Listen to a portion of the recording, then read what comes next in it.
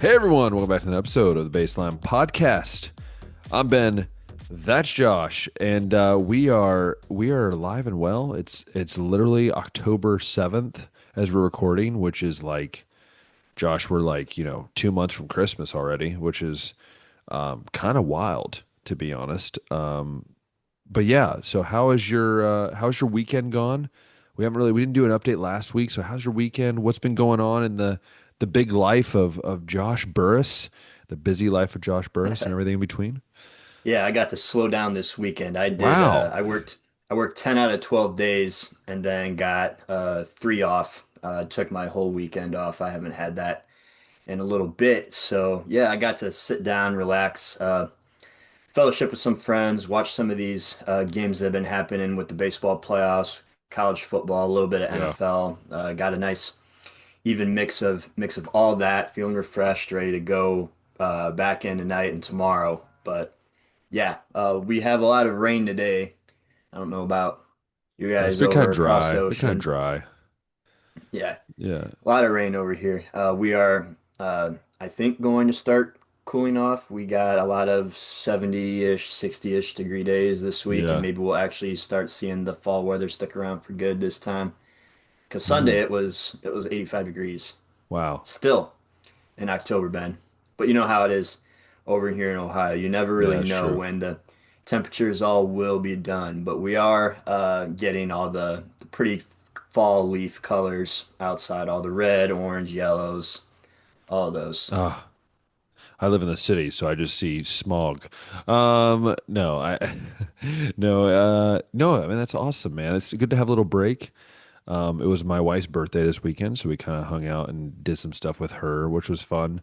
Um, but then also, I we spent some time building a. They built a shelf. I bought her shelf for Christmas for her birthday, which that was a tedious process. But IKEA and Yisk. These it's basically the same thing. It's a puzzle, figure out how to hmm put together a nice thing. I was always wondering about that, Josh. Are you good at IKEA furniture? Always been I've curious never about that. bought IKEA furniture. I've never tried to put anything together like Yeah. that, but all my friends would definitely laugh at me trying to put that together. They know I'm Oh not yeah. the most handy dandy of persons, but Yeah, yeah, it's like a I'd be Lego. in It trouble. literally looks like a Lego pamphlet, When you're trying to put Lego together, you're like, this doesn't make sense. Yeah. But anyways, I'm just thinking about like all the Amish built stuff back home and I'm like, oh, how I wish. Um hmm anyways, no, it was a good weekend. It to be honest about the weather, it's literally been like 60 degrees for like the last 2 weeks. Pretty sunny, not too much rain. We've had a few days of some drizzle. But it's been nice, cool weather. It dropped to like the 40s in a couple nights, which is worries me that it's hot there because that means that's probably coming our way at some point, which I'm not looking forward to be the middle of freaking October. But maybe we'll miss it. I don't know. But Yeah. what we didn't miss was some craziness in football this weekend, and baseball and everything else. But Josh, where are we headed? Because it was kind of crazy all over the place. Yeah, I'm struggling to figure out even where to start this show off, but I think collectively it needs to be discussed. Three of the preseason top four, I think, three of our top five power ranking teams found themselves unranked in the AP poll this week, and rightfully so, because Clemson's lost three games. They actually got their first Power Four win of the season, Ben, this Against weekend North against North Carolina, Carolina. which is not saying Against much. North Carolina, but hold up. That's not something that the Texas Longhorns or the Penn State Nittany Lions can say at this point. That is true. Neither of them have a ranked win. None of them have a Power Four win. Only Clemson has the one. And yeah, they are all out now after Texas lost to Florida. There were a little bit more Proud points of scored you, in that man. one than we predicted. Proud But of you, yeah, man. you every time Billy Napier's backs up against the wall and they're talking about him getting fired, he seems to pull something off like this, which is why when you want Yeah. to fire a coach, you should fire them immediately. Don't give them a chance to get a second wind and start winning games again. And then probably the most surprising one, there definitely was a path that we envisioned for Florida to win, as long as the game was a little ugly, teams that didn't have a lot of offense, a lot of strong defense. I don't know any. I don't think you could have pointed any path to me last week to show me that this is how UCLA can win, and I would have entertained it or even taken you seriously as a college football analyst at all. But here we are, Ben. Penn State coming off the loss against Oregon. We'll actually start there.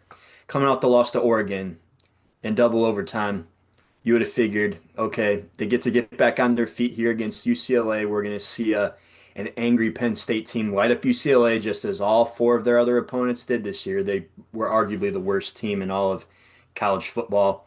Already fired their coach, already had it like a first-time offensive coordinator, all these things.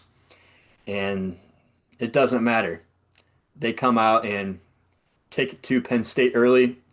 They never recover. They lose. I think the final was 42 to 37. Yeah. It's I would throw it up there with Michigan losing to Appalachian State, honestly. But I wow. Yeah, Nico looked like a different quarterback. I think they finally let Nico use his legs, which I've said for a long time. I don't think he's as good as a passer as what people make him seem. I think he's a really good athlete. I think you have to use his legs, and the dude ran for over 120 yards against the Penn State defense, which, by the way, knock knock. I believe the defense coordinator was named Jim Knowles, I believe, right? That's the guy that took the money, that took the 3.2 million to go to Penn State, who supposedly had a defense that was maybe not the same, but close to equal to Ohio State. And I, UCLA grated cheese, man. I mean, they made the defense look so subpar, and I've never seen a Penn State defense look so subpar than it has really the last 2 weeks. And the offense, it's obvious Drew Aller can't win big games. It's obvious that when This isn't even a big game. yeah, that's the thing. But even in road games, even Big Ten road games, he's struggling. When he's your leading rusher, that is sad because he's not a guy that wants to run the ball. I mean, he's 6'5". He doesn't want to run the ball. He just wants to sit back there and throw it. But again, we've said this how many years now? They have no threats on the outside. They haven't had threats on the outside in years, and it's obvious. It's really starting to become obvious. And for me, it's just there's some people arguing that well, Penn State should maybe at least be like in the 20s. I'm like, no. Who have they What on their beat? resume can you point to? Why should a win Villanova. over Nevada or Villanova qualify you to Yeah, be here? Like we're 5 games into the season now.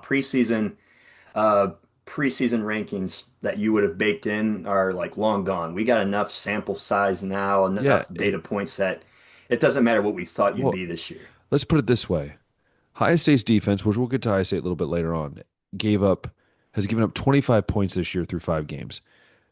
Penn State gave up 27 in the first half. Let's just put the difference between what's happening with Penn State. Penn State's defense is not the same. Their offense looks for a team that, everyone last year wanted to say Ohio State had $20 million to spend on the roster. Penn State literally paid $20 million for this roster, and they can't even score efficiently. There's no touchdowns. They go through offense and defense coordinators like it's like every other day. It feels like they have an offense and defense coordinator. It seems like every year, but man, it just really shocked me. One, how UCLA bounced. I mean, that just shows you, man, when your back's against the wall, and that's what I love about college football, man. You can never count out a team, and give credit to these coaches at UCLA that are just trying to patch things together. The offensive coordinator, seeing his dad get excited in the Yeah, and Hugh but Heisel. the thing that was frustrating for me was like Penn State fans criticizing him, and I'm like, dude, if your son was in the same situation, you would do the exact same thing.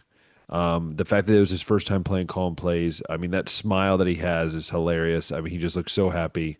Um, yeah, that's what football's all about. But again, if you look at Penn State, an absolutely atrocious showing, and I would not be shocked if they lose at least one more, maybe two more games. Yeah, and if you're a Penn State fan, I'm sure you are hating what Jim, or not Jim, James Franklin said post game about Oh, I just know. all the excuses, all the not recovering from the loss against Oregon properly, having some injuries, having to go across the country to play at LA. And it's just like, this is UCLA, dude. This is 0-4 Couldn't even UCLA, one fill of up the half their worst teams stands. in all college football. Yeah, they stormed the field and it looked like it was maybe just the players at the end of the game on the field. That's how small the crowd was, how much the UCLA crowd has given up on the football season already. It's just as a coach, you got to do so much better than that. Getting your team ready for a game like this, like failing to do so, and then throwing out everything. Like Lincoln Riley was already come up with the excuses last a couple weeks ago when they had to come to Illinois. And it's just like, well, the travel time, it's really far away. You guys signed up Was for really this. Yeah, they Like, they all signed up for this. All the money. Wouldn't it be you cool didn't if see Ohio conferences State could be complaining when they went to based on Washington. geography again? Ohio State didn't complain when they Yeah, went to Washington. no complaints there. They didn't score as much as I think people would have thought. I think that it is a real factor, but it's nothing that should equalize UCLA and Penn State, a national No, title contender in most people's books with a bottom feeder. That shouldn't ever happen, no matter what. no. And then just segueing, I think that's a perfect segue into another coach that's been making excuses for his disappointing season so far, and that's Steve Sarkisian, Who, by the way, you who's were very high on all year. yeah, I think Sark's won some big games. He's gotten Texas to Final Four 2 years in a row. They have losses now to Ohio State and at the Swamp. And in a recent interview, said, I don't know how many other teams would have stacked up better going at the Shoe and at the Swamp. And it's like, come on, Sark, you guys are supposed to be a national championship contender over here, and you're out here pulling the whole Dabo Sweeney, wanting to be compared to the rest of the landscape of college football. Like, of course, I would expect a team like, you know Northwestern to struggle at the Shoe and at the Swamp. And of course, I'd expect a team like Virginia Tech to struggle at the Shoe and at the Swamp. But I expect different from Texas because you guys recruit differently, you use the portal differently, you spend a lot more money. There's so much more talent in the building that sure, those are two hard road environments to go into and to win at, but to want to compare yourself to the rest of the country, like how many other teams in the country would have stacked up further. It's like, sure, there may not be many, but you're Texas. You're supposed to be different. And I mean, they lost this week 29 to 21 to the Gators, Ben, and it was a game that we didn't think would be a lot of points. I think my score prediction was 19 to 16, ended up being 29 to 21. But yeah, right after flexing on Sam Houston, it might not be. Uh, Arch is I don't know bad. what to make of Texas right now. Yeah, it's just Arch isn't that good, and Well, it's not just on him. Running backs only rushed for 11 yards in this game too. I mean, I look at Arch, man, and like again, I go back to like what I said. I think week two, like so much pressure has been put on this kid. And also, but if you look back at his high school tape, dude, he did not play in like Division 1 of high school football It was and 2A. It was on the small yeah, end. If you, for all you Ohio guys, that's equivalent to like Division 5, Division 6. yeah, and like if you look, like yeah, he's going to throw for 5,000 yards a year. He does have talent. I'm not saying he doesn't have talent. It's just we're trying to compare him to Lagway, to Williams over at Washington, to Washington at Maryland, and we're trying to compare him to Julian Sain. Like, look, Julian Sain might not be the athlete, but he sure looks a lot better as a passer. Like we got to quit putting this pressure on these kids that maybe don't live up to the standard, I guess. But I look at Texas and I think, look, do I think Florida's back? No, I think Florida is going to lose another like 3 or 4 games this year. I think it's just that's a reality. But I do think you're going to see Texas, I think, not make the SEC championship game, and I think they're going to struggle to win those 8, 9 games if they keep doing this. And look, Oklahoma, whether they have Mateer or not, is going to be no slouch, and there's a chance they lose that game. You go 3-3, whoo, through 6 games. Yeah, man, it's very interesting to me, I guess, just to see these teams and the way they are. Got to give a quick shout to Aaron Lynn. When we did our Yeah, week one preview, he didn't call it, but he just said, imagine a scenario where Texas doesn't get it done week one against Ohio State, maybe struggles on the road at the Swamp, and then goes into this Oklahoma game at 3-2. And if they lose that one or 3-3, like, wow, what a derailed season that would end up being. I And mean, he should have I added mean, about Penn State and everything else in there. yeah, so yeah, it's not something he called. He was in agreement with us that Texas was going to be one of the best teams in the country this year, but that scenario he played out there is happening. I'm sure the Longhorn fan base is going crazy, and we'll get into discussion about the Oklahoma game later in the show. But after the Oklahoma game, they got to go at Kentucky, at Mississippi State. They get to host Vanderbilt, then they're at Georgia. Again, like I said, So, there's a chance you could leave away with 4 losses, 5 losses, even. Do that I should be dare I four say? wins if you ask me week one. But yeah, right now we don't know what really to expect from Texas at this point anymore. I mean, are we in a world where we see Clemson, Penn State, and Texas end up with like 4 to 5 losses each? Like, are we in a world or that will happen after what Yeah, their prediction was? and I just listed off Texas's next few games right here. I'm going to go ahead and read off of Penn State's games that are They coming got up Ohio here. Let me State see coming if, up. yeah, they will have that one. They got Northwestern on this week. So you hope that's a win, that they can finally lock down a Power Four win. They got to go at Iowa. They go at Ohio State. They host Indiana. Go at Michigan State their next few games. So That could be two again, losses right there. those are games before the season. I would have been like, yeah, it's going to be nothing but dubs except maybe the Ohio State game. But yeah, with the way that Indiana looks, I mean, they look super scary. You never know what can happen at Iowa. That's not an easy place to play at either in the Big Ten. There's been Big Ten teams to go over there and struggle even if they did win. Yeah. So yeah, it's makes you wonder out of Clemson, Penn State. I'll go ahead and pull up the Clemson schedule. I'm still saying this. Who's going to get the first ranked win of the season out of these teams? I know. Clemson's got, well, they won't get an opportunity this week because they got Boston College. But then after that, they got SMU, Duke, Florida State, Louisville. They actually might not play a ranked team the rest of the season. Clemson could go the whole season without a ranked win. Yeah, and they'll still somehow weasel their way in. Yeah. Uh, we'll stick in the ACC though, because the Florida State Miami game, I think, was the game that everyone had circled as the game of the week. And it definitely, as close as the score would indicate, 28 to 22, I think Miami, for the most part, dominated this game, especially early. Florida State scored 19 in the fourth quarter, shut out Miami, and made it close at the end. But this was a game that Miami just dominated from the get-go. Like I said, the scoreboard would indicate this was a closer, hard-fought game, but the Hurricanes just had their way with Florida State. Got to give credit where credit's due here. I'll read some of the box score over here. Florida State also, you would think, dominated the box score. I'll just read some of the stuff here. So Florida State had 272 passing, Miami 241, 132 rushing for Florida State, 98 for Miami. Florida State, 5 penalties for 45 yards, Miami 13 penalties for 114. Florida State 29 first downs, Miami 14. Uh, the one huge thing that hurt Florida State though was the turnovers. They turned it over 3 times.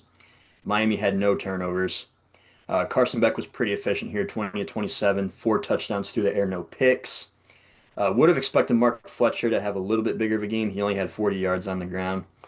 Over on the other side, Tommy Castellanos, we were wondering if he can win a game through the air.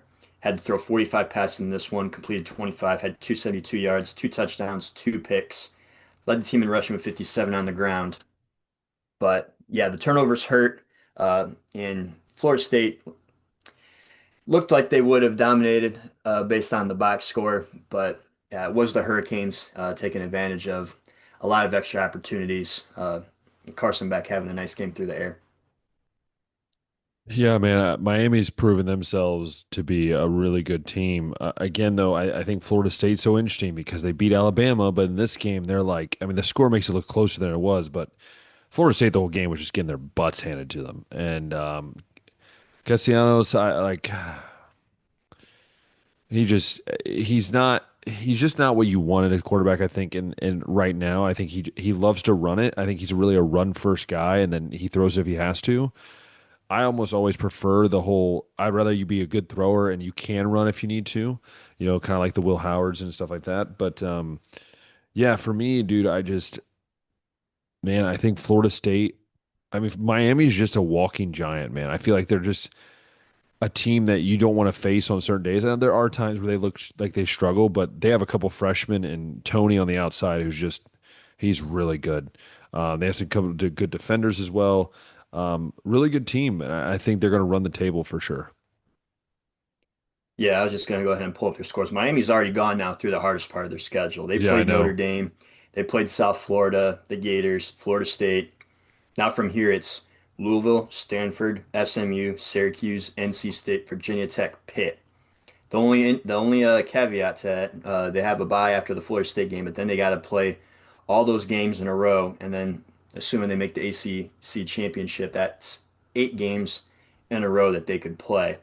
And just the way that injuries and health can factor Yeah. in here, and then you also got to remember these are college kids. You don't know when they might lay down a little bit or maybe have a moment where there could be a trap game or they meet one of these teams in wounded animal mode, catch them off guard a little bit. But Yeah. the hardest part of the season for Miami is done. That is So on true. one hand, that's great. But yeah, it'll be interesting following, I guess, how the Hurricanes go the rest of the year. As far as Florida State, though, yeah, I think that the expectations definitely shot up after they beat Alabama, especially the way that they beat Alabama. But Yeah. now with back-to-back losses to some ranked teams, the Hurricanes and Virginia the week before, you just wonder what this Florida State team really is. And I don't think it's as bad as it was a year ago when they went 2-10, and I don't think it's obviously as good as it was 2 years ago when they ran the table and went 13 and 0. I do wonder where the Seminoles will land because right now at 2 losses, they're still very much in contention for the ACC. Like that hasn't gone away just yet. It sucks that you've lost to some of the better teams. Coming up, you got Pitt, Stanford, Wake Forest, you got Clemson, Virginia Tech, NC State, and the Gators to end the season. So it doesn't look like you're going to face a ranked team at any point this year. Again, similar to what we just said about Miami, but yeah, I wonder what version of this team we're gonna get. Now you've lost two in True. a row. Are you gonna, regroup? Are you gonna fight the rest of the year, or is this gonna be a team that just gives up uh, because all the wins out of their sails now, and a lot of people are counting them out. They're only ranked 25th right now. I'm surprised the AP put them there, but I think that win that they had over Alabama is what's helping them stay in by a thread. True. I agree with that for sure. One other team that did not struggle this weekend would be the Ohio State Buckeyes. Yes, sir. The defense once Domination. again showed up in total dominating factor, but we gotta get more people talking about Julian Sane, I think. And you had him in your Yes, Heisman sir. finalists last week. I didn't think it was quite that time yet, but he follows that up with 23 of 27 performance, 326 yards, 3 touchdowns, no picks. Carnell Tate's the one that ate this week, 183 of those yards and a touchdown, and Jeremiah caught 2 others. Bo Jackson continues to be a piece in the run game that's getting a lot of carries, 13 carries, 63 yards, and a touchdown there. And yeah, the Golden Gophers just scored 3 in this one. Crazy. Checking the box score here. Ohio State total yards 474 to Minnesota's 162. Golden Gophers were only 1 of 11 on third down, only rushed 68. No turnovers in this one. Only 6 total penalties combined here. So pretty clean game overall. Just sheer domination again by the Buckeyes. Yeah, and you know what's crazy is that Minnesota was averaging over 400 yards of offense a game. Once again, Ohio, like, look, and I think Joel Klatt said the best. I don't know if you saw what he said today, but that Ohio State has the best unit in football, which is the defensive unit, offense or defense around the country, special teams.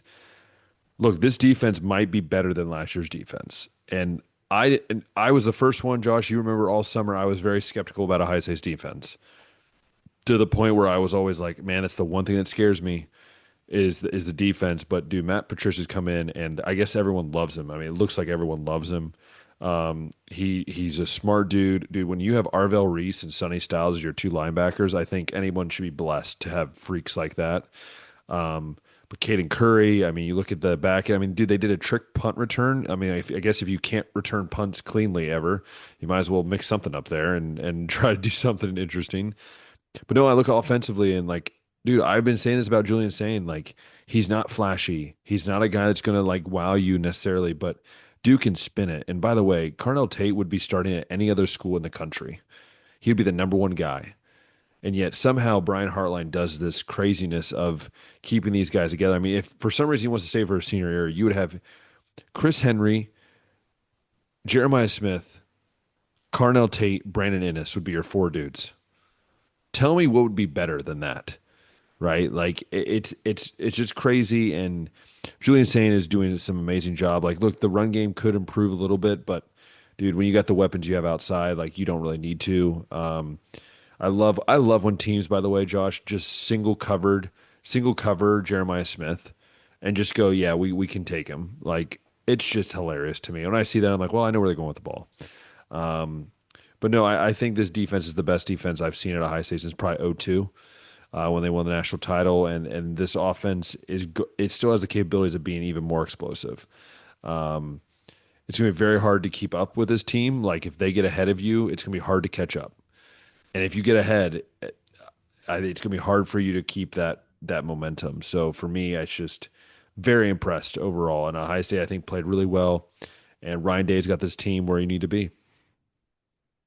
Yeah, we'll talk more about what the Buckeyes got coming up here. We'll wrap up the games we previewed last week with the Alabama Vanderbilt final. Crimson Tide pull off the 30-14 win, shut up all the naysayers, if there were any out there. We all thought Alabama was going to come in this one and make sure that the Commodores weren't going to get another win over them again. Yeah. Uh, the one thing I guess that's like, oh, bummer, is Ty Simpson threw his first interception of the season in this game, but still finished the day with almost 350 yards, had two touchdowns, and they had one of their better rushing performances of the season. Jam Miller, 136 yards on the ground and a touchdown. Not something that's been there for the Tide most of the Yeah. season. Uh, Diego Pavia was limited to just 198 yards through the air, 58 on the ground. We've said that third down was an area that could be a concern in this one. Uh, but Vanderbilt 5 of 11 over there. Bama continued to do well, 7 of 15. Also went 2 of 3 on fourth down here. Uh, they stayed disciplined. They only had three penalties for 30 yards. Forced two turnovers against Vanderbilt, and yeah, the Tide get it done. They improved to 4-1. That's Vanderbilt's first loss of the season, so they fall now to 5-1. Yeah, man. I mean, Ty Simpson looks good. I think he's very talented. I think this the Alabama team has kind of come back from that loss to Florida State, and they've looked really, really good. The defense looks good. Um, gosh, Pavia annoys me. I'm sorry. I probably shouldn't say that, but he just and the fact that Johnny Manziel's the guy that's helping him out, I'm like, are we sure? Like, are we sure this is a good idea? But no, I just think Vanderbilt again. I do, I can't believe in Vanderbilt just because of the history, I guess. But look, I think they're going to be a good 8-4 team. I think at the end of the year, and they have some really good talented guys. I just think they need to put it together and be consistent, which is something that they're not really good at. Yeah, and that was like their first real test of the season. Yeah, true. Honestly, I know they had the Power Four win over Virginia Tech, but they don't look that good. They're one of those teams that's already fired their head coach. But yeah, just kind of scanning the rest of the league or the rest of I guess, the scores. Michigan had a nice game over Wisconsin. I thought Bryce Underwood had his best performance of the season in that game. It's just receivers are still struggling with drops over there. That could be something that ultimately holds his team back from being able to take down anybody big, like the Oklahoma that they played week two, or like Ohio State at the end of the season. We'll see there. Texas Tech handed Houston their first loss of the season and rolled 35-11 in that one. Texas A&M, Mississippi State's given some teams fits. They Yeah. almost took down Tennessee. They took down Arizona State, but A&M handled them, won 31-9. Uh, Notre Dame rolled against Boise State 28-7, one of the better G5 teams in the country there. Virginia held on at the end too to win at Louisville. Not an easy place to go No. sometimes, but win that one in overtime by 3. Uh, One upset that happened, Cincinnati. Cincinnati hosts Iowa State, and Iowa State's been struggling. I've been wondering. We haven't talked a ton about Iowa State, but I've been wondering when they're finally going to fall. And Cincinnati did get them 38-30 this week, so that's their first loss of the season. Anything else, Ben, from the week 6 slate that stood out to you? Performances from a team or a player? I mean, not much other than the fact that the I lost in fantasy because the Navy wide receiver slash running back had 249 yards receiving on 8 receptions and 3 touchdowns. I'm Did you sorry. say a Navy receiver had Yes. 249 Yes. receiving yards? Yes. 8 receptions, 249 receiving yards, and 3 touchdowns. I didn't think I was going to lose in fantasy. I thought, you know what? I got this in the bag. I was like, I had a decent lead. And then this guy who is mainly been running the ball. I mean, he catches some passes here and there. He had like a 100-yard game a while back because they do more of a triple option out of the shotgun now, Hmm. more, and they have a really good quarterback. And yeah, I'm just kind of annoyed about that. But I mean, also congrats to him. Great job breaking the record of Navy, which I don't think that's hard to do when you're at Navy in a triple option. But kind of annoying, man. Just annoying. That's got to be annoying to lose a game like that. Yeah, I mean, he got 70 points for all that. Ridiculous. Insane, yeah. We'll go ahead then, since we just recapped week 6 and go into week 7 power rankings and Heisman finalists here. We'll probably have some shuffling around. I know Ben still had Texas in his poll last week. Yeah, that's not We'll happening. go ahead. Yeah, we'll go ahead and start with you, Ben. We'll go from the bottom up, one by one. So start with your number 5.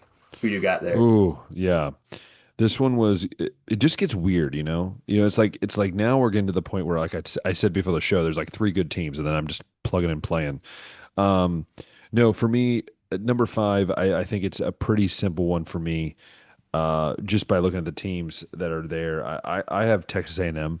I think Texas A&M is becoming a really good solid team. I'm still questioning the quarterback and Reed. Like, can he keep this up? Can the offense keep this up? Is what I'm kind of wondering. But again, I just like what I see and the way they're playing, and I think it's a good fit for them. Number 5 for a power ranking. I actually got Texas A&M here too, and I was flirting around with like IU, Oklahoma. Still waiting to see how they are in Mateer's return. Um, but yeah, I decided to roll with the Aggies here too, and a big reason for that is just they got I think some solid wins this year, but they've also been winning games in multiple ways, Yeah, which is something we haven't really seen this team do. They've gotten down and dirty with Auburn. They squeaked that one out 16-10, but they've won through the air like they did against Notre Dame, made some explosive pass plays. Marcel Reed did. Go ahead and uh, take to Mississippi State this week. They got some real solid runners over there. The Aggies do. Owens had 142 on the ground to lead the way this week, but yeah, they can beat you through the air. It seems like they can beat you on the ground. They can get after the yeah, quarterback. So I was just like, being able to win multiple ways, I think is huge in college football. Makes you that much more dangerous. So yeah, I got the Aggies here at 5. yeah. It was just a team, man. It a lot of these teams, it's like, do I believe in them? Do I not? But yeah, that's kind of where I'm at. And number 4, again, Texas is not there. I had Texas and Penn State, by the way, last week. I've been humbled. Me too. And so for me, actually, you had Old Miss though, I guess. So you had Old Miss last week, which is not bad because that's where I have Old Miss this week. Old Miss is at 4 for me.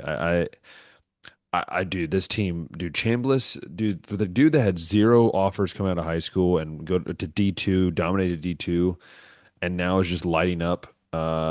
You know, the D1 is just it's really fun. But the team is just fun to watch, man. Like they kind of play that swagger kind of offense and don't really care what people think, and you gotta love it. And I think they're gonna run the table. I've actually predicted them to be in the SEC championship game. Who they play, I don't know, but I think they are going to be that team that's for sure going to be in there by the end of the year. Yeah, they had a bye this weekend. Then they'll host Washington State before they go at Georgia and at Oklahoma. So tough back-to-back road games there. But I got Ole Miss there at 4 too. Not really a whole lot to add since they didn't play this weekend, but just uh, gone against some good teams. They've shut down a Tulane team, held them uh, in the run game there. They did well against LSU. Chambliss, yeah, looks tough. Moving on to 3, this is where I got Oregon, especially with the way that they beat Penn State the week before. They've been dominating all the teams that they should have up to this point, and I am starting to think a little bit more about like why they didn't beat this Penn State team worse last week. But nevertheless, I think Oregon's still looking like one of the better teams in the country. They also were on a bye this weekend too, I believe. Yes, yes, they were. So not really a whole lot to add to the resume there, other than just I have my second thoughts on Oregon, but we'll get to see them play out this week, and we'll talk about them later. But yeah, Oregon at 3 right now. Yeah, Oregon at three for me. My top three are going to be about the same. So Oregon at three, I just think that they're again everything you said, solid team, probably the one of the front runners for the Heisman right now. And then yeah, so that's why I have number three. And number two, I have Miami. Similar reason, I think Miami and Oregon you could swap, and I wouldn't be mad about it. But I think Miami has better wins, and I think they kind of put themselves in a good spot for to be contending by the end of the year in a very easy conference. Yeah, Miami's my two. They have been for the last few weeks. With that Florida State win, I do think they have probably the best resume in the country right now. But it's not going to get any stronger unless some of their competition raises Exactly. their Yeah, level up a yeah. bit. So yeah, Miami at 2 right now. Yeah, and number one for me is Ohio State. They've keep stamping it every single week. I think Joel Klatt said it the best. This is the only team in the country that doesn't really have a weakness or a flaw right now that's very evident. Um, a lot of the other teams, even these top teams, you can point at things that they struggle with, but really Ohio State over across the board has played extremely well. And with that defense, man, the historic pace they're on, I don't know who scores against this team, and especially if you don't score first and like touchdowns, which is very rare, then I think you have a really good shot of losing this game. And Julian Saint has to play a really bad game, which we haven't seen him do yet. So again, I think overall this team is just fully balanced, and I think they're going to have pretty much the best record in football. I think by the end of the regular season, and I think they're going to make a run. Yep, I got the Buckeyes at 1-2. Also starting to really believe in Julian Saint. It looks like they do have Ryan Day's got himself another quarterback like that. CJ Stroud, Justin Fields type that's a big time recruit that's going to develop into a top pick in the draft. So with that said, we'll go over the Heisman finalists now, and I got a new face in my top five that I'll mention halfway through. Uh, but Dante Moore, we'll kick him off there. At number five, don't have anything to add.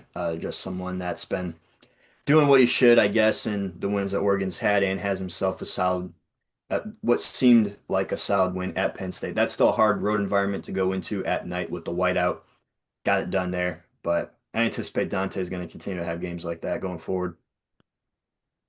Yeah, for me, I'm dropping John Mateer again. The injury kind of pulls him out, and I'm actually putting Ty Simpson in here. I'm biting the bullet, man. I'm gonna bite the bullet of a guy who's been consistent pretty much most of the year, and he's really been a guy that I think that Alabama can count on to lead him through some victories. Yeah, Mateer fell out of mine too. So I'll mention the new face here just a little bit, but Justice Haynes is sticking here. Had another 100-yard game against Wisconsin, looking like one of the best backs in the country. Has been doing it against really good defenses, uh, including Oklahoma. So yeah, Haynes sticks here at 4. I think he's third or fourth in the nation in rushing too. Yeah, so this is where I got a little weird, and I know I've never penalized people for being on a bye. I've never done that in my list, and I'm breaking my rule. Slightly biased, but I'm breaking my rule. Four is going to be Dante Moore. Um, again, I think he's a top four player in the country right now, and I don't think it's very close. But I do think there's a couple quarterbacks that are playing a little bit. Some would say maybe it's more recency because of what they're doing recently, but again, I think you could flip flop all three of these guys, and I think you're going to find a guy that you like there. But Dante Moore, I believe, is one of the best quarterbacks, both athletically and I think throwing the ball as well right now. Yeah, of note, yeah, Moore, I think, and Haynes were 3 and 4 for me last week, and I only dropped them down because of my new face. I decided to stick Julian Saint here at number 3. Leads the nation in completion percentage at 80%. He's been super efficient. He hasn't uh, turned the ball over a ton, although some of the very few incompletions he does have been interceptions. But yeah, like I said, he's getting seems like more confident as the weeks go by. Ryan Day's putting a little bit more on his plate as the weeks go by, and he's building chemistry with both Jeremiah Smith and Carnell Tate over there. yeah, it's really, really blossoming, I think, before our eyes. So Yeah. I got to get on board with the Julian Sane Heisman discussion. Now, I always said is when Josh jumps on a high state player's discussion, that's usually when they start sucking. So I'm hoping this doesn't end up happening here this time around. But no, I have Julian Sane at 3. I think he's the most efficient quarterback right now in football. If you look at the sabermetrics, basically just like the analytics and what he's doing. Um, Look, when you have those weapons around you, dude, like you were talking about Cornell Tate and Jeremiah Smith. Oh yeah, by the way, you have Brandon Innes. Oh wait, by the way, you have Max Clare. You also have 3 great running backs. So for me, I think Julian Sand has everything he can, and I think if he keeps this up and they keep winning, that there's a very good shot, as some people said, there could be 2 Buckeyes at the Heisman finalist spot there in New York City. You got to keep in mind too. I don't really know what the national perception is of Julian Sane being in Ohio, but it would be easy to be like, well, of course he's doing well. He's got Jeremiah Smith and Carnell Tate, but Kyle McCord had Marvin Harrison and Yeah. Emeka Egbuka and did what he did. So it's never a given that just because you have good receivers that you're going to dominate the field. So it does help, but it's not been something that's been guaranteed or even the given at Ohio State when you got a receiver room like that. So yeah, Sain's definitely using the Ferraris and the Lamborghinis that he's got in the garage over there. Number two, though, is another quarterback that's been dominating the country for me. Sawyer Robertson still leads the nation in passing yards, leads the nation in passing touchdowns. All the volume stats are going to go to him. I think all the efficiency stats will probably go to Sayin, but yeah, Robertson's a big reason why Baylor's at where they are. I wonder how their team's success will be still, but it's Robertson's still playing some good ball, so I got him at 2. Oh yeah, he's playing phenomenal. I love watching him play as a guy quarterback myself. The way he throws the ball, he uses his legs when he has to, but he doesn't I think overthink it, and he just keeps it simple and hits the guys that are there. His team needs to start picking it up, but I think as long as the team is decent, I think you're going to see him in this list and probably even close to the finalists as well. Yep, and then number one, I'm holding Jeremiah Smith there for now. I think the numbers may not indicate it, but when you watch the film and Freak, everything dude. over there, yeah, yeah, like we said before, 2 touchdowns this week again.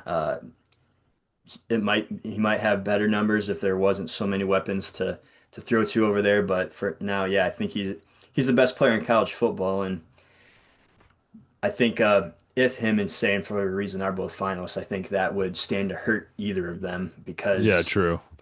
it's votes getting split basically. It's Yeah. like if you're Ohio State and you want to get a Heisman, you'd be better off just having one guy so all the votes go to them. But yeah, it's like is Jeremiah more the reason for the success? Is Julian more the reason for team success? Is the discussion that you'd have there. But yeah, I got Jeremiah at 1 for now.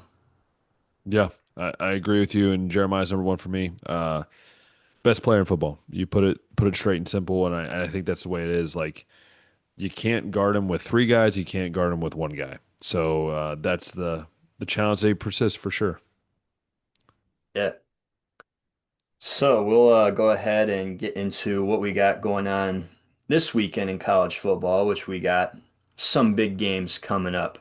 It was really hard to just limit them or limit it to just 5 games, but I think I picked a good balance of the whole landscape of college football without losing too many of the big games. And we'll just start off with the Buckeyes, since we're talking about them. They're going at Illinois, who's ranked 17 right now, but we know that they got shredded and really their biggest game this season is against Indiana, but they silenced the critics with a game-winning field goal when USC came to town. So now they got to face the Buckeyes, who the Buckeyes are a 14.5 point favorite coming in right now. Uh, Luke Altmaier's been one of the more efficient quarterbacks this year. I think Illinois defensively and at the line of scrimmage is still solid, even though that Indiana game is just it's still hard for me to figure out what to make of that game. I don't think that game would go like that again, but either way, I don't think Illinois is scrubs by any means. But yeah, that's just I guess me teeing it up right there. Ben, what are you thinking going into this one? I think you have to keep the game plan the same. I think defensively, especially, I love what Patricia does, and he changes things up all the time. I think you have to make it creative. I think you have to make Altmaier just start thinking more than he has to. You let the defensive line, who, by the way, gets there pretty quick with Curry, and as long as Jackson's healthy, you do some damage there. Offensively, I think it's simple. I think it's you give Sand the chance. Don't maybe open up all the way to early on. Give him some chance to warm up, get into the rhythm, and then hand the ball off to Bo Jackson. Right, like do the things you have to do. Take care of the ball, and I think you're going to walk away with a win. I think the Illabuck will be coming back to Ohio State, and I think it's going to be a game that might not be that close. Look, I think Indiana is a good team. Are they that good? I'm not sure, but I think Illinois showed some weaknesses, and I think Ohio State's going to exploit that. And I think Ohio State wins this game. I'm going to go 31-13, Ohio State. I was just going to say Indiana set a pretty high bar for how to play I know. defense against the Illini. Illinois was 1 of 10 on third down. They rushed for just 2 yards in this game, scored 10 points. So it doesn't sound like based on your prediction that the Buckeyes defense will outperform that. But again, it's just one of those games where it's like I don't know if that would ever happen again. It's so hard to Yeah. replicate that. And then for the offense to score 63 in that one, you got Ohio State, you said scoring 31. Yeah. I think they're going to do the what they've been doing, which is just the slow pace game. They won't averaging like 60 plays a game, so they're going to really, I think, slow pace it. Yeah. And I think can't remember where it ranks nationally, but Ohio State does usually tend to be a second half team, which is why the game against Ohio was a little bit closer at halftime than what most fans probably would have been comfortable with. But they really get going as the game goes on. So total scores might not always indicate how dominant they were in the second half. But yeah, I think Ohio State's going to do well in this one. I'll say that they hold Illinois to 6, but um, I'll give them a little bit more points than you. I'll say 35-6 final. Easily cover that 14 and a half. Yeah, for sure. Also happening at noon. So yeah, that was Fox's big noon kickoff game this week. Over on ABC, we got another top 25 matchup happening in the SEC.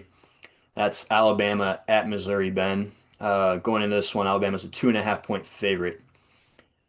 Missouri, up to this point, has been undefeated. They just haven't really been truly tested just yet. I would say the games that are worth noting, they beat Kansas 42-31, beat South Carolina 29-20 with Lenora Sellers on the field in that one. I think those are the only performances worth mentioning here. But looking at the numbers, Ahmad Hardy leads the nation in rushing at 730 yards, has 9 touchdowns on the ground. And if you're Penn State, you can't help but be looking at Bo Perbula, your backup quarterback last year, and being like, dang, it'd be really cool to have that guy. His 78.2 QBR ranks 20th in the country. Uh, Only 9 touchdowns, so not a ton there. Like I said, they've gotten a lot of work done on the ground too, but just over 1,200 yards there. So definitely a solid addition for Mizzou this season.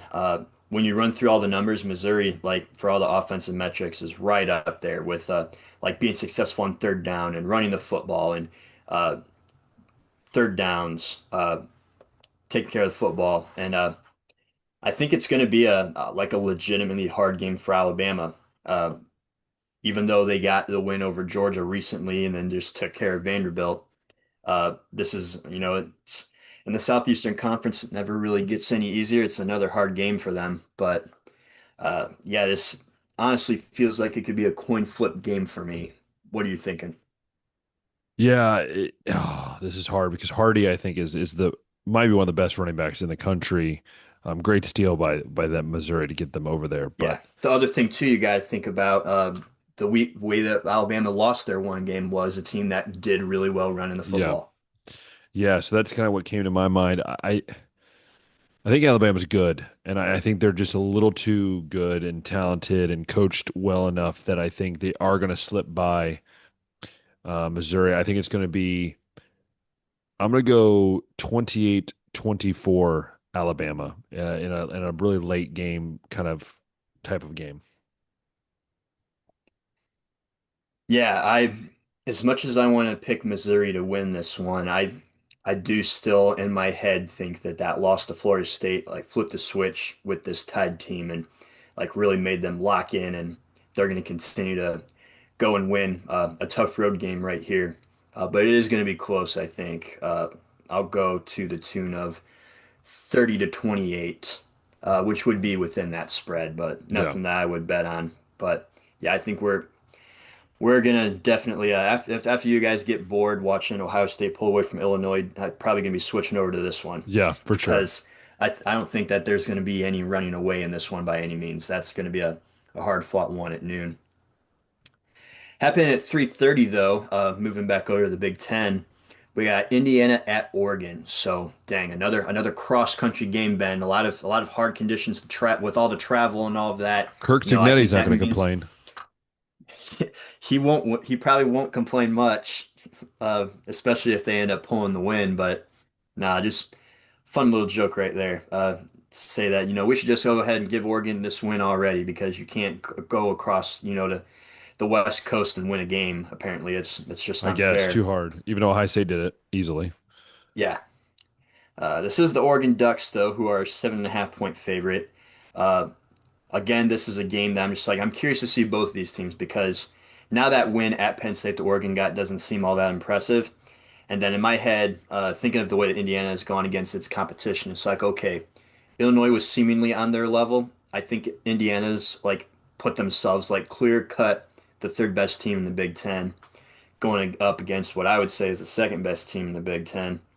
How do they stack up there against that top tier? Because again, the only losses they've had recently last year were Ohio State and Notre Dame, the national championship winner and the national championship runner up.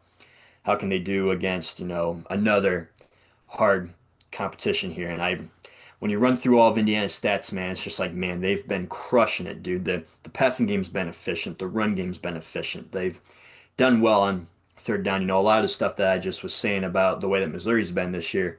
Uh, and they do have the win over Illinois to somewhat validate all of that. Yeah. Uh, it's not going to be an easy one, I think. I'll go ahead and let you talk about what matchups you're excited about in this one. But yeah, I'm interested. that's another uh, fun one. I'm interested to see the Indiana wide receivers versus the Illinois cornerbacks and the The Oregon cornerbacks. yeah, sorry, Oregon. Illinois is on my head.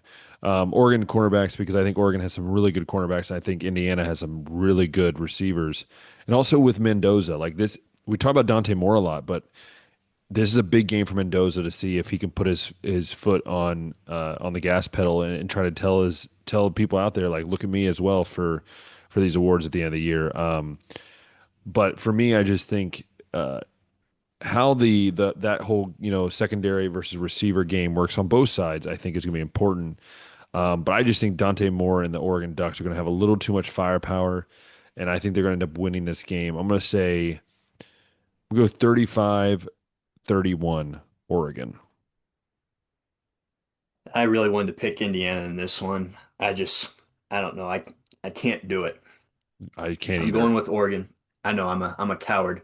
I wanted to find a way for Missouri too, but again, it's one of those things where it's like I can't really point to a number.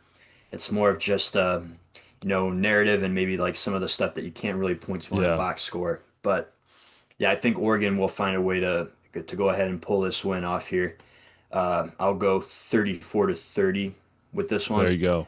Expect Dane Lanning to convert a couple key fourth downs in this one, maybe get a key turnover to help solidify that win. Also happening at 3:30, one of the more premier rivalries in college football, the Red River Shootout, Oklahoma Yeah, and Texas. Uh, Dicker, we're, the kicker. Sorry, just about old school. yeah, John Mateer is shooting for a return. Reports say that he's lining up to make his return for this game, which I think makes it, a lot more interesting of a game. Texas is still a favorite, not by much, 1.5 points. Excuse me. If you're wondering what Oklahoma has done in John's absence, well, Kent State lost 44 to nothing. Poor Kent State. They've gotten Yeah, shellacked by Florida State, shellacked by Oklahoma, and shellacked by Texas Tech, but I'm sure they made $5 million from those losses, so Totally they fine. can fund football for the future now. But either way, yeah, if they don't get Mateer in this one, you'll be looking at um, Michael Hawkins Jr. quarterback, who was not the most efficient in that game, but still had 3 touchdowns and no picks against Kent State. But assuming that Mateer does play, and I think he'll definitely want to get up for a big game like this, I think that gives Oklahoma, and I love Oklahoma's defense coming in, leading the nation in sacks. Texas also, I think, has allowed, they're like in the middle of the pack for sacks allowed, so not something good for Arch Manning over here. Uh, Texas just hasn't done well against some of those good defenses. They scored 7 against No. Ohio State, they scored 21 against Florida, and I think the Oklahoma pass rush could continue to give them fits. Uh, One thing that I guess I could be a equalizer here. Uh, let's just say that John Mateer's playing this game, but he's not. He's clearly not 100%. Oklahoma still doesn't have that run game that they can rely on, and Texas is pretty good against the run. Yeah. That's why I think that's like the things that could line up that I think make this thing close. Uh, but I'll turn it over to you, Ben, with anything that you're uh, noticing that maybe I'm missing. No, I think the big thing that I guess I noticed was just how Texas's offensive line seems to gotten worse over the last year for some unknown reason, and I think Oklahoma's going to take advantage of that. And I think if you look at it, what does Art struggle with? He doesn't feel comfortable in the pocket, and I think you have to make it uncomfortable for him. And I think Oklahoma will. And I really believe this is going to be the game that you see Texas go to 3-3, and it feels like we're back in 2017, 18 Texas. So for me, I think it's going to be Texas. I'm going to say Texas 34, Oklahoma 42. I think it's going to be a high scoring game, just kind of a weird shootout game, as they would say, and that's going to be the victory. Yeah, Florida sacked Arch 6 times last week for anyone that was Yeah. curious. This game does tend to have a lot of points scored in it.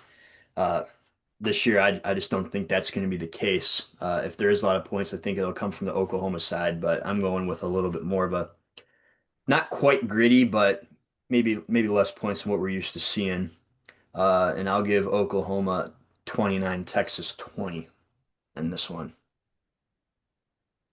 Mm. We'll wrap it up here with the one of the games from the night slate. There's a lot of games that we could have picked in this one. Just to name a few of the other games that are going on. Michigan's at USC, South Carolina's at LSU, BYU's at Arizona, Georgia's at Auburn. Uh, but I decided to roll with Arizona State at Utah, 10-15. Fun game that would have been Pac-12 after dark in another life, Ben. But here we are, where both of them are in the Big 12. Both of them are 4-1, and think that the last time we discussed Utah was when they lost 34-10 to Texas Tech. They've Hmm. played one game since, and that they got back on their feet, 48-14 over West Virginia in that game. Devin Dampier was a big reason for that. 237 yards through the air with 4 touchdowns. Uh, Had another 33 on the ground with a touchdown. Just missed 5 passes in that one. So Devin's done well for the most part. Just the one good team that they played, Texas Tech, seemed to have his number and really made his life difficult. Uh, Over on the other side, Arizona State, what have they been doing recently? Ever since they lost that game to Mississippi State, which Mississippi State looks a little bit better and it's a little bit more Yeah. respectable. But since then, they've beaten Texas State 34-15. They got a tough win at Auburn, or not Auburn, at Baylor 27-24. And then they repeated that with a win against TCU at Arizona State. They also won that one 27-24. So it's Yeah. been close games against two of the better teams in the conference. I still think highly of Utah. Uh, it's just we got Arizona State going against tough teams and it being close games like that. Mississippi State game was a 4-point game, and then these last 2 wins that they've gotten, you've each been by 3. And Utah's rolled all the bad teams, and then they got shellacked pretty much by the one good team they played. So I'm wondering what kind of a game we could be tuned in for over here. Yeah, it's going to be interesting. I think it's going to be a very interesting game, but I think at the end of the day, I trust Arizona State a little bit more in bigger games. I think they especially from last year, and so I'm really gonna lean to Arizona State. I think they're gonna throw the ball very well. I need to. They have a few guys on my fantasy team, but I'm gonna say Arizona State wins this game. Man, I'm gonna say it's gonna be not really too high scoring. I'm gonna go 28-21 Arizona State.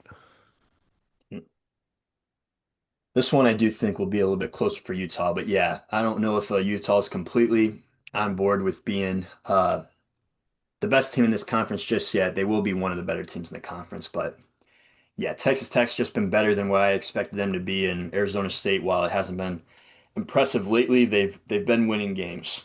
I'm gonna say that I'm gonna stick with or go with you. Mm, Arizona State continues to ride this win streak that they've been putting together since week two.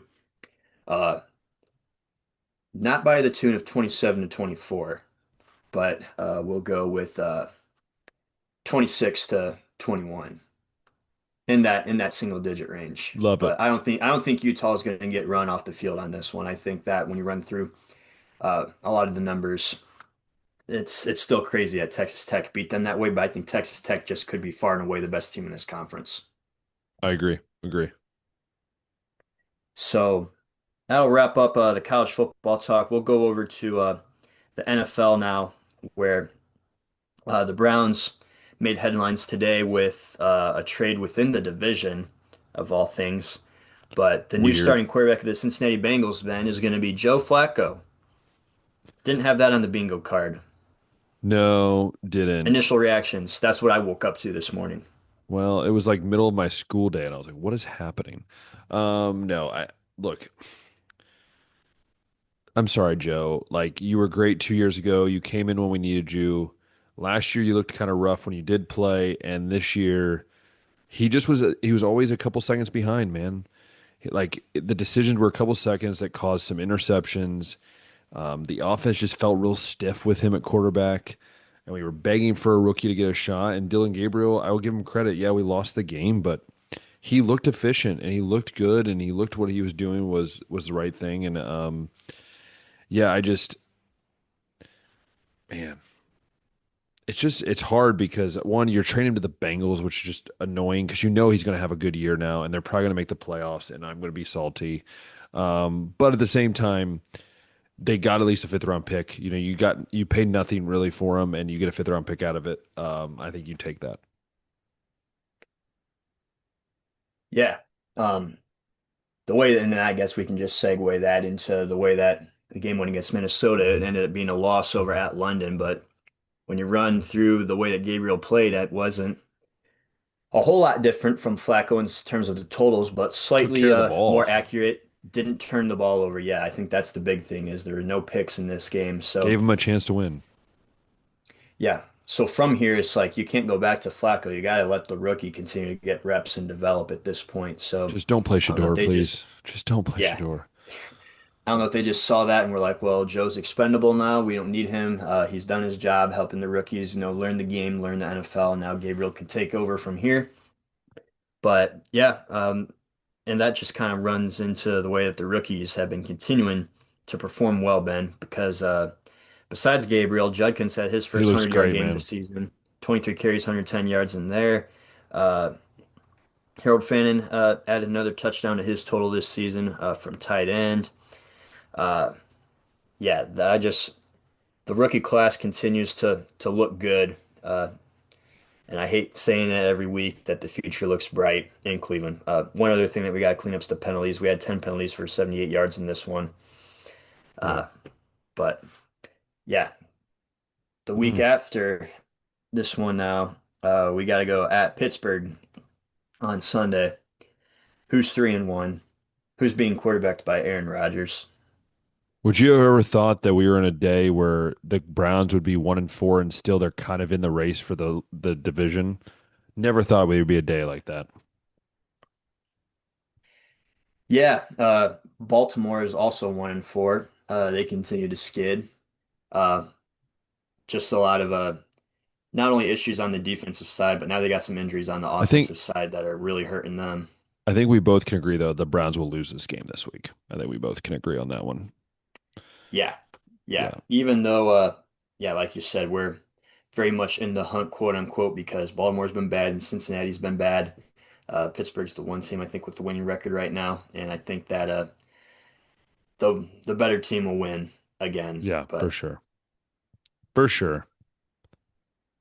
man, Ah, I guess the last thing that we can discuss is these baseball playoffs. it doesn't matter anymore. Neither of Reds are us done. have Reds a are done, so it doesn't matter anymore.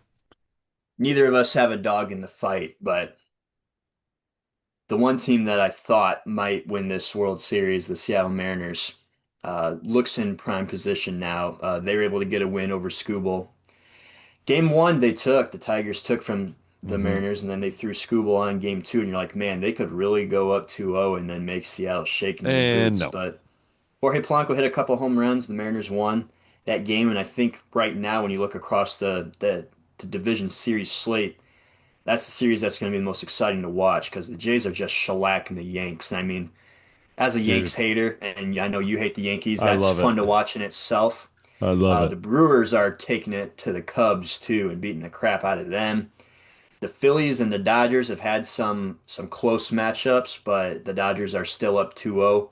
Uh, the bullpen, you know, uh, seems to be ta being taken care of by starting pitchers. Like Roki Sasaki looks like a guy that can handle high leverage situations.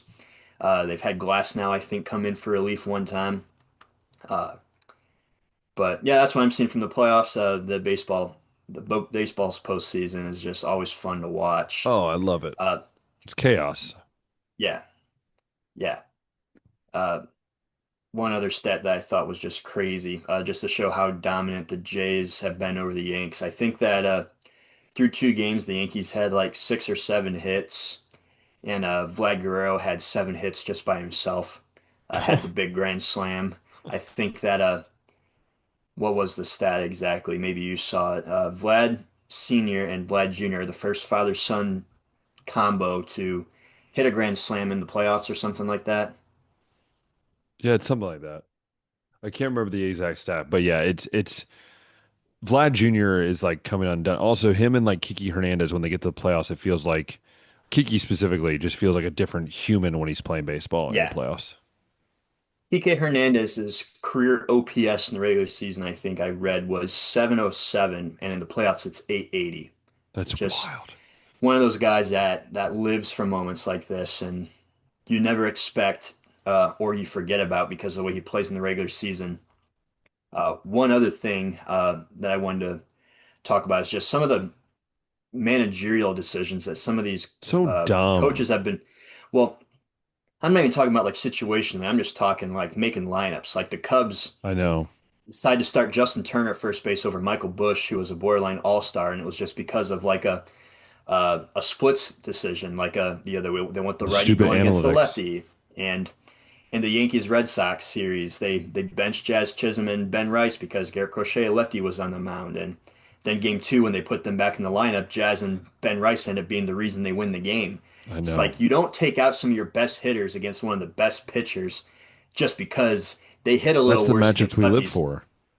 You need yeah, baseball's all about the players. It's not about the numbers. Like if they're gonna put their best on the mound, you got to put your best at the plate. And yeah, it's just some of those decisions like that. I'm just like, this is going to cost you guys, and maybe playing Michael Bush wouldn't have made the difference since the Brewers ended up winning that game by like 8 runs anyways. But it's just like that's the kind of stuff that in Cleveland just would make me livid, and I'm sure all the other fans feel the same way when they see this. Yeah, it is quite annoying, and it's actually more funny because I was thinking about the Reds and against the Dodgers. I was like, they just didn't seem ready. They just felt like they weren't prepared, and that's what some of these teams feel like to me. Like they didn't really think about it. They're just going off what they've always done. But it's a different animal, man. The playoffs, and Hmm. I look at the Reds. I'm bummed they didn't make it, but Francona said that they're going to bring back the whole staff and they're going to run it back. So I'm excited to see what the Reds do. And I know you're saying with the Guardians and see what happens, but it's a great time of the year, man. Basketball's right around the corner, dude. We have so many great sports happening, man. That's just what I love about sports, man. You never know what's Yeah, going to happen. think when the next episode airs, we'll be underway for hockey too. I think hockey starts like the 16th or the 17th, Dude, maybe. good old hockey, man. Who would have thought? Goodness. Hockey's around the corner. You got basketball. Dude, everything's happening right now.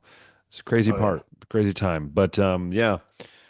Anything else you want to add? I don't think there's anything I got to add on top of No, my no, head. I think that's been a pretty good episode, pretty good week recapping everything that's been going Yeah. on. So, anyways, everyone, I hope you guys enjoyed this episode of the podcast. If you love listening and watching because of our beautiful faces that we look so shiny, then please go ahead and leave a thumbs up button, hit the subscribe button, hit the notification bell.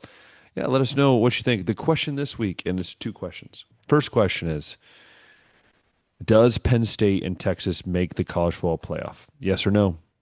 And the second question is, can Aaron Lynn tell the future? We don't know.